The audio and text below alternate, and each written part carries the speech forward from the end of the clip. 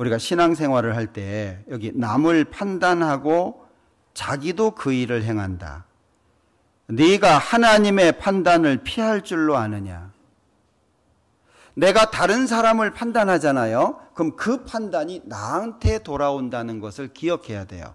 반드시 자기가 행한 모든 것은 돌아서 결국에 자기한테 옵니다. 그거 이 땅에서 다 봤습니다.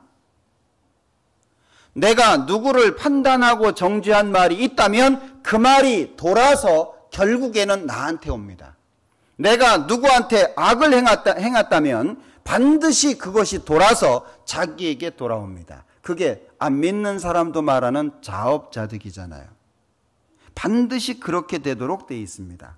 그러니까 이 조금 알아진 성경 가지고 마치 다 아는 것처럼 생각하면 안 돼요. 혹시 앞에 있는 분들이 부족한 부분들이 보이면 전도인뿐만이 아니라 뭐 봉사회장단, 어머니 회장단, 구역장, 뭐 부구역장, 조장, 부조장 임원들이 있잖아요. 부족하잖아요. 기도해 주세요. 그걸 뒤에서 재미있는 소스 얻은 것처럼 그러지 말고 기도해 주세요. 왜? 사람은요, 다 제각기 잘하는 부분과 잘 못하는 부분이 있는 것 같아요. 어떤 부분은 잘하지만 어떤 부분은 못하는 경우가 있어요. 그래서 교회가 필요한 거 아니겠습니까?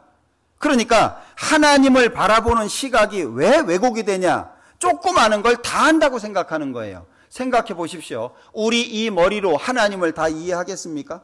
저도 지금 성경 읽으면서 이해 못하는 부분 상당히 많습니다.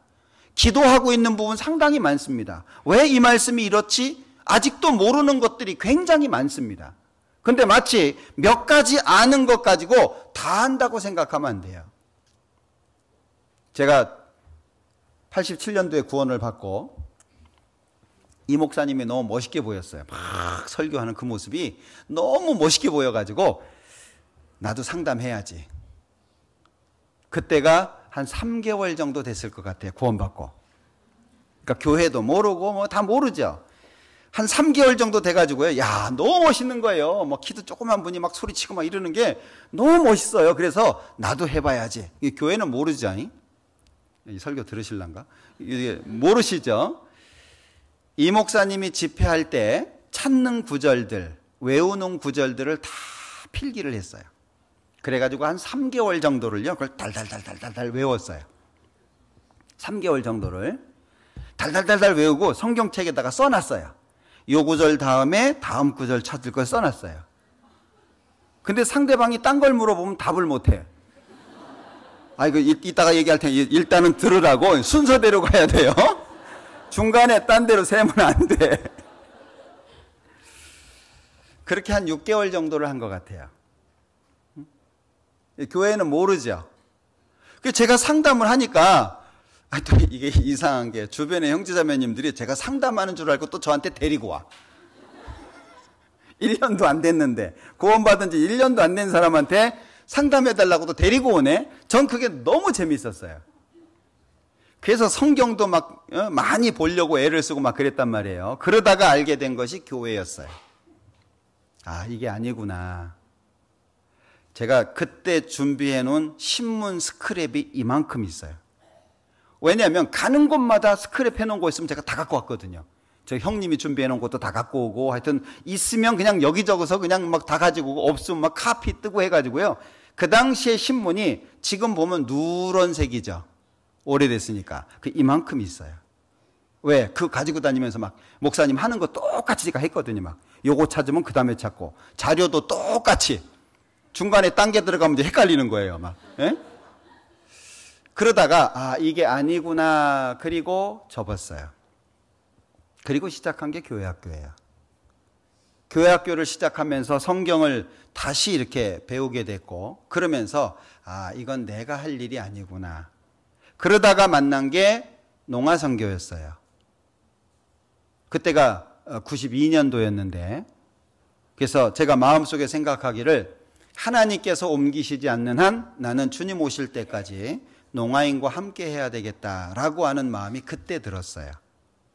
그게 이제 여지껏 오고 있는 겁니다. 하나님이 기회를 주셨지만. 그래서 그만뒀어요. 그리고 그 다음부터는 제가 상담한다든지 말씀을 전한다든지 라고 하는 생각이 제 머릿속에서 싹 없어졌어요. 그러다가 94년에 목사님이 불렀어요. 불러서 집무실에 가보니까 신용철 목사님 계시고 권종환 목사님 계시더라고요.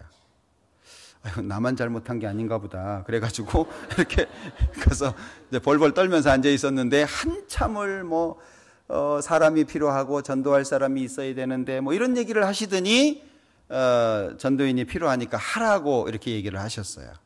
그때 제 마음속에는 사실 농아선교에 대한 마음이 너무 컸기 때문에 제 입장에서는 목사님 저는 못하겠습니다 라고 얘기를 해야 되는데 목사님이 너무 높으신 분이었어요.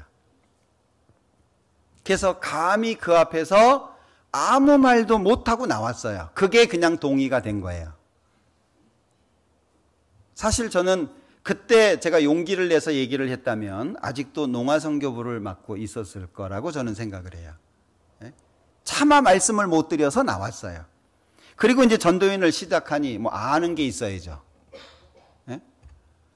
전 사실 그 당시에 누가 청년 형제가 질문을 했을 때 로고스도 몰라가지고 당황했던 적이 있었어요. 아는 게 있어야죠. 그때부터 이제 신학을 시작한 거예요. 그러니 1년 내도록 코피를 쏟았어요. 이게 안 쓰던 머리를 쓰려고 잡아 돌리니 이게 얼마나 힘들어요. 저는 또 공부를 좋아하는 사람은 아니거든요. 1년 내도록 코피를 쏟았어요. 그러면서 내가 이걸 꼭 해야 될까?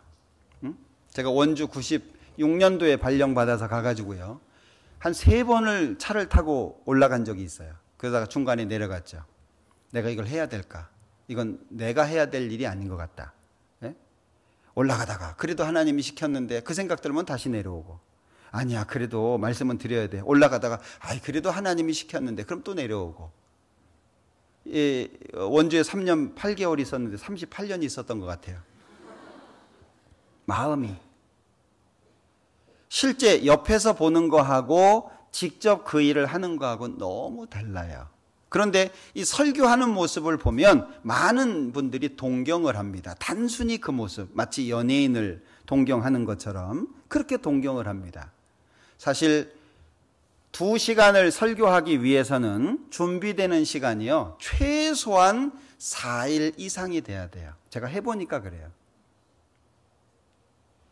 제가 이 몽골 갔다 오는 바람에 이 준비가 좀 미진해 가지고요, 이 설교, 오늘 드려야 될 설교 말씀을 마친 것이 오늘 오전 6시였거든요.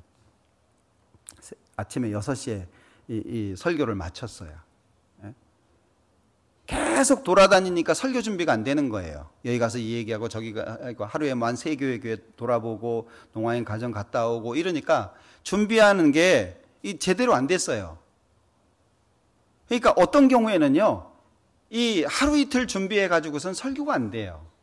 최소한 4일 이상 돼야 돼요. 보고 또 보고 또 보고 계속 그걸 보고 묵상하고 또 생각하고 그러지 않으면 준비가 안 돼요. 그런데 우리가 늘 하는 말씀 있잖아요. 집회도 늘 비슷한 얘기를 하죠. 그걸 들으면은요, 내가 다 안다 이렇게 생각을 해요. 사실 성경은 알면 알수록 모른다라고 하는 게 답인 것 같아요. 참 어려워요. 그래서 앞에서 말씀을 전하시는 전도인들을 위해서 기도 많이 해주셔야 돼요. 우리 귀는 상당히 고급이죠. 그래서 설교를 하면 점수가 자연스럽게 나오잖아요. 그죠? 오늘 설교하신 목사님 50점. 아유, 저 목사님 좀 낫네, 70점. 아이고, 최악이야, 45점. 이런 거 나오잖아요. 그죠? 예. 혹시 그런 경우가 있다면 기도해 주세요. 사실은 굉장히 어려운 길이라는 생각을 할 수밖에 없는 길이라고 생각이 돼요. 자, 어쨌든 우리의 생각이 하나님 앞에 왜곡되면 안 됩니다. 어떤 상황 속에서도 하나님을 바로 볼 수 있어야 돼요. 제가 오늘 묵상하다가 다윗과 요압의 예를 생각해 봤는데요. 이 요압이라고 하는 사람이 다윗의 군대 장관으로 오래 있었잖아요. 그런데 이 요압이라고 하는 사람은요, 다윗의 아버지가 이새잖아요. 이새한테 제가 한 여인이 있어요. 그 여인한테 두 딸이 있었습니다. 스루야라고 하는 딸과 아비가일이라고 하는 딸이 있습니다. 그래서 요압을 말할 때는 스루야의 아들들아 이렇게 말하잖아요. 그러니까 이 족보로 보면 이게 전혀 다른 사람이지만 제가 하는 바람에 조카 정도가 돼버린 거예요. 한 집안이죠. 그런데 이 요압이라고 하는 사람이 군대 장관으로 막강한 권력을 갖고 있는데요. 사무엘하 3장에 보면 다윗이 뭐라고 말하냐면요. 스루야의 아들인 이 사람들을 제어하기가 너무 어렵다라고 고백을 합니다. 다윗이 왕인데도 불구하고 이 요압을 제어하기가 너무 어렵다는 거예요. 왜? 권력을 갖고 있으니까 왕이 함부로 할 수가 없는 거예요. 거기다가 군대 장관이니까 힘이 센 거죠. 그러니까 말을 하기가 어려운 겁니다. 자, 이 요압이 압살롬을 따라가지는 않았습니다. 근데 요압이 누굴 따라갔습니까? 아도니아를 따라갔잖아요.